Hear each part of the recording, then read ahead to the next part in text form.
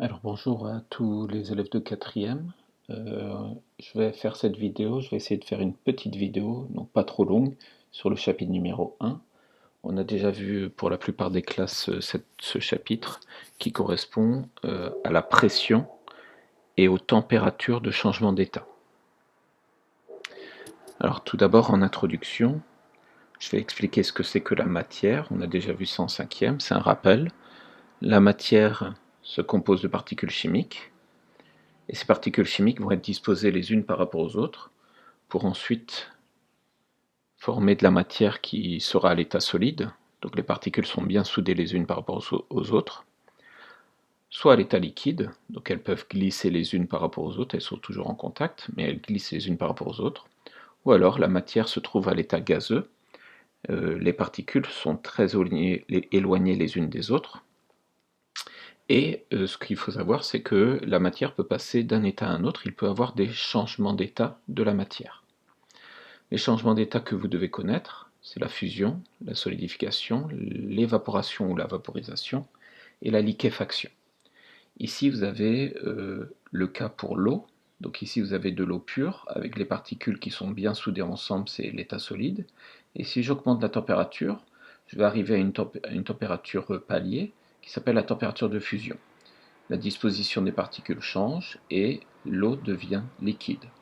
Si j'augmente encore, si j'apporte de la chaleur et que j'augmente encore, j'arrive à un deuxième palier, qui est la température d'ébullition, et vous allez avoir donc les particules ici qui vont être séparées les unes des autres, et on va avoir de la vapeur d'eau, c'est-à-dire de l'eau à l'état gazeux. Il faut savoir que pour chaque corps pur, c'est-à-dire des corps qui sont composés d'un seul type de particules, vous allez avoir des températures de changement d'état qui vont être propres à chacun de ces corps purs. Pour l'eau pure, la température de fusion et de solidification, c'est 0 degré. La température d'évaporation de liquéfaction, c'est 100 degrés. Si on passe à une autre substance, ici de l'alcool pur, de l'alcool liquide, eh bien on verra que la température d'évaporation de l'alcool se fait à 79 degrés Celsius. Donc vous avez pour chaque matière, vous avez des températures des températures de changement d'état qui sont bien particulières à chaque corps pur. Ici vous avez un graphique qui montre l'évolution des températures, le palier qui correspond au changement d'état et la température qui continue ici d'augmenter par exemple lorsqu'on est à l'état liquide. Donc on passe de l'état solide, ici il y a la transformation, le changement d'état, et on finit avec l'état liquide. Donc ça c'est des graphiques qu'on a vus en cinquième. Vous les regarderez un petit peu plus en détail si vous voulez vous remettre en mémoire ces différents paliers de changement d'état. Ici c'est l'exemple de l'eau pure. Alors nous, ce qui nous intéresse cette année, en fait, c'est de savoir comment va fonctionner, comment va faire varier la température de changement d'état grâce à la pression. Mais d'abord, on va essayer d'expliquer ce que c'est que la pression. Donc grand 1, qu'est-ce que la pression? On va prendre une seringue. À l'intérieur de la seringue, vous avez de l'air. On va mesurer la pression à l'intérieur de la seringue grâce à cette petite machine qu'on appelle un manomètre. L'unité du manomètre qui permet de mesurer donc la pression de ce gaz. L'unité de la pression, c'est le HPA, c'est-à-dire hectopascal. Alors ici, on ne pousse pas, on ne tire pas sur le piston, donc on va avoir une pression à l'intérieur de la seringue qui va être en équilibre avec la pression à l'extérieur qu'on appelle la pression atmosphérique. Et si on regarde le manomètre, on verra que la pression atmosphérique, elle est aux alentours de 1000 hectopascales. Eh bien, elle est de 1013 hectopascales pour être plus précis. C'est ce qu'on appelle la pression atmosphérique qui peut être notée comme ici PATM. Si maintenant je décide de pousser sur le piston, le volume va diminuer, il y a moins d'espace entre les particules, donc ici vous allez avoir plus de pression. Et ici le manomètre, on va bien voir que la pression aura augmenté. On est au-dessus de 1000 hectopascales, puisqu'on a poussé sur le piston, avec le peu de volume, eh bien la pression a augmenté. Deuxième cas, si je tire sur le piston, eh bien j'augmente le volume, il y a plus d'espace entre les particules, il y a moins de choc entre les particules, la pression va diminuer. La pression P, elle est plus faible que la pression atmosphérique. Et ici, qu'est-ce que je remarque pour le manomètre? Je remarque que la pression est inférieure à 1000 hectopascales. Donc en fait, la pression, ça correspond à quoi? Ça correspond au nombre de chocs entre les particules. On imagine que ça, c'est le récipient, le contenant. Ici, c'est les particules de gaz. Le nombre de chocs entre les particules et entre les parois du contenant va nous permettre de comprendre si la pression elle est forte ou si la pression elle est faible. Cette pression, elle se mesure grâce au manomètre.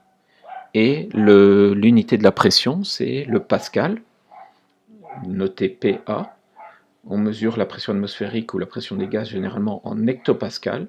Un hectopascal est égal à 100 pascal. La pression d'un gaz va changer en fonction de deux choses, en fonction du nombre de particules dans le contenant, beaucoup de particules, beaucoup de chocs, donc beaucoup de pression, ou alors en fonction du volume du contenant. Je garde le même nombre de particules, mais je décide de diminuer le volume, il y a moins de place entre les particules, plus de chocs, donc la pression augmente. Si je décide de faire l'inverse, j'augmente le volume, il y a plus de place entre les particules, il y a moins de chocs, donc il y a moins de pression. Ici, il y a une petite vidéo, et vous pourrez avoir accès à cette petite vidéo. Je vais mettre ce PowerPoint, cette présentation, sur École Directe, et vous aurez la possibilité de lire la petite vidéo. Donc on va juste regarder la première partie de la vidéo, mais vous, à la maison, vous allez regarder l'ensemble de la vidéo pour essayer de comprendre ce qui se passe. Donc je répète, tout ça sera sur École Directe dans la partie travail, je ne sais plus le nom, pardon, le travail numérique, l'espace de travail, voilà, pardon. Et dans l'espace de travail, vous avez une partie cloud. Et le cloud, dans ce cloud, vous aurez cette vidéo et le PowerPoint. Donc ici, on voit que l'eau qui n'était pas à 100 degrés, d'accord, qu'est-ce qui se passe? Quand on tire sur le piston, elle commence à bouillir et on voit en fait la vapeur d'eau qui se crée. Donc ici, en fait, vous avez de l'eau qui n'est pas à 100 degrés qui commence à s'évaporer. Et pourtant, l'eau, elle devrait s'évaporer uniquement à partir de 100 degrés. Donc de l'eau qui a une température de moins de 100 degrés, on peut la faire bouillir. Il faut juste diminuer la pression qui va se trouver au niveau de la seringue. Donc ici, vous avez la représentation, ce que je vous ai donné en classe. Je tire sur le piston. La pression à l'intérieur ici diminue. Et qu'est-ce que l'on remarque au niveau de l'eau? On voit que l'eau commence à bouillir. Alors que l'eau au départ n'était pas à 100 degrés. L'eau, elle était à 80 degrés. En diminuant la pression, j'ai réussi à diminuer la température d'ébullition de l'eau. Alors, quelle va être la conséquence de tout ça? Alors, avant de voir tout ça, on va parler de la différence entre la pression en bas de la montagne et la pression en haut de la montagne, c'est-à-dire en haute altitude. Là, vous avez un graphique qui montre la pression atmosphérique, en fonction de l'altitude. Donc là, au niveau 0, vous êtes au niveau de la mer. Et plus on monte en altitude, plus vous êtes en hauteur. Par exemple, comme point de référence, vous avez le Mont Blanc à 1810 mètres. On va voir la pression en haut du Mont Blanc et la pression au niveau du niveau 0, c'est-à-dire au niveau de la mer. Là, on est à peu près à 1000 hectopascales, la pression atmosphérique, 1013 hectopascales. Vous avez beaucoup de particules, la pression est forte. Alors que si je monte en altitude, je remarque que la pression atmosphérique, elle diminue. Ça veut dire qu'en haut du Mont Blanc, vous avez moins de particules, donc moins de chocs entre elles, donc moins de pression entre les particules. Ce que je vais vous demander, c'est qu'à la maison, vous allez essayer de répondre à ces questions. Il y a certaines questions auxquelles on a déjà répondu en classe, mais vous prenez votre cahier, vous réécrivez les questions, et j'aimerais que vous répondiez aux différentes questions qui sont sur cette vidéo. Ce sera votre travail à faire pour cette semaine. Ici, j'ai un autre schéma qui montre en fait que l'on va faire bouillir de l'eau au niveau de la mer, c'est-à-dire à une pression de 1013 hectopascales, et on remarque que la température d'ébullition, elle est obtenue à 100 degrés. Je fais la même expérience, mais je vais en haut de cette montagne. La pression, plus on monte en altitude, plus la pression diminue. Donc ici, on va être sur des valeurs inférieures à 1013 hectopascales. Qu'est-ce que je remarque? Je remarque que la température bout à des températures qui sont inférieures à 100 degrés. Ça veut dire que moins il y a de pression et plus la température d'ébullition va diminuer. Donc avec la baisse de la pression, la température d'ébullition, elle aussi, elle baisse. Vous avez deux questions et vous allez y répondre sur votre cahier. On continue. Maintenant, on va faire l'inverse. On va essayer de regarder ce qui se passe. Donc ici, lorsqu'on est au niveau de la mer, au niveau 0, Je fais bouillir de l'eau, la pression ici elle est notée en bar. Donc ici vous avez 1 bar, et ça correspond à la pression atmosphérique normale, d'accord, la pression de 1013 hectopascales. Je fais bouillir de l'eau, la température de l'eau augmente, jusqu'à arriver à 100 degrés, et je remarque à 100 degrés, l'eau s'évapore. Maintenant, si je place cette eau dans un récipient, et je vais placer cette eau à une pression de 2 bars, ça veut dire 2 fois la pression atmosphérique. Ici, à l'intérieur, vous avez donc une forte pression. Je fais chauffer l'eau, la température augmente, sauf que pour avoir une évaporation, il va falloir attendre 120 degrés. Avec l'augmentation de la pression, la température d'ébullition augmente. Hop, ces 3 questions, vous essayez d'y répondre sur votre cahier, comme tout à l'heure. La dernière chose que l'on va voir et que vous avez déjà fait, vous avez fait des petites recherches pour chacun sur Blaise Pascal. Alors Blaise Pascal, c'est le nom de Pascal justement qui a donné l'unité de la pression. C'est un scientifique français, alors il est mathématicien, physicien, philosophe du XVIIe siècle.